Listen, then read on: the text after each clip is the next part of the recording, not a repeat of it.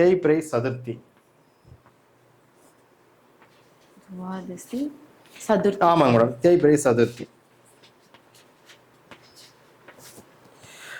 இந்த வளர்பிறை துவாதசிக்கு வந்து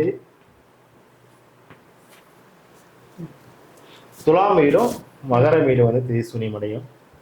சதுர்த்திக்கு வந்து ரிஷப வீடும். ஓகே மேடம், எனக்கு கொஞ்சம் கிளியரா தெரியும். Okay madam, okay.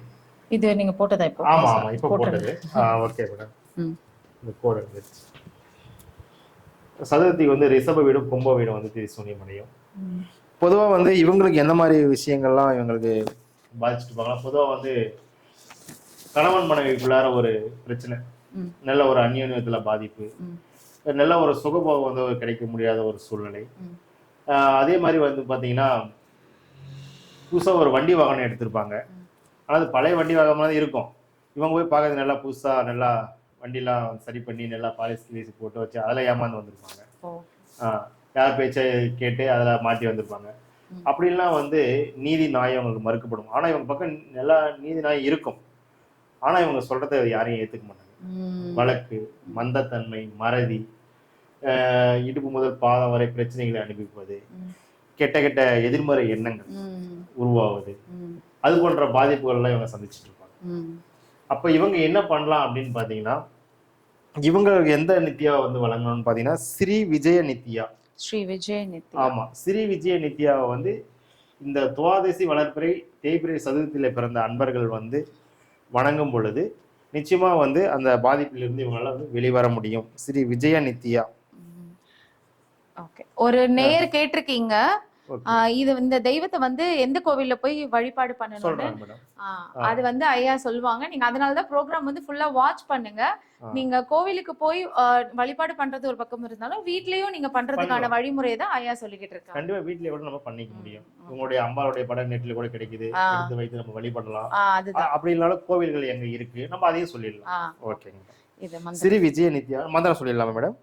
ஓம் விஜயா தேவையை வித்மகே, ஓம் விஜயா தேவையை வித்மகே,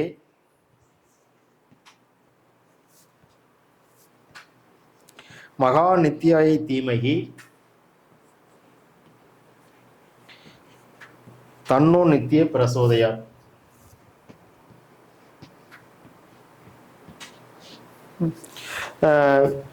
இந்த மந்திரத்தை வந்து நம்ம சொல்லும் பொழுது நம்ம மேற்கொண்ட சொன்ன பாதிப்புகள்ல இருந்து இவங்க நிச்சயமா வந்து விலகி அந்த தோஷத்துல இருந்து தன்னை வந்து இவங்க காத்துக்க முடியும். இவங்க வந்து இந்த அம்பாளை வந்து நம்ம எப்படி வெளிப்படலாம் அப்படின்னா, இவங்களுக்கு உண்டான விஷயங்கள் வந்து அவள் மஞ்சள் நிறப்பூ, மஞ்சள், ஆமா, அல்லது செவந்தி பூ நம்ம சொல்லலாம் இல்லையா, அவள் மஞ்சள் நிறப்பூ. இதை வந்து நெய்வேத்தியமா வைத்து ஸ்ரீ விஜய நித்யாவை வந்து வணங்கும் பொழுது நிச்சயமா உங்களுக்கு உண்டான நற்பலன் வந்து கிடைக்கும், தோஷம் வந்து விலகிவிடும்.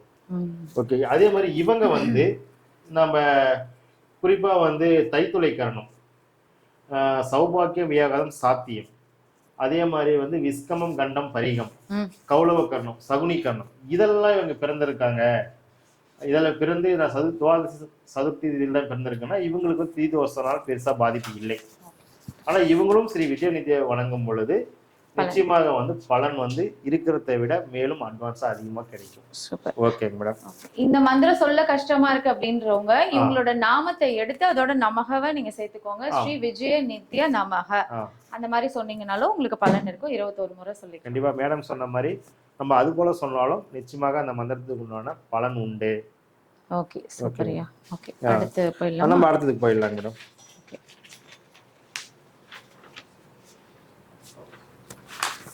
ஓகே, அடுத்து என்ன நாம சரி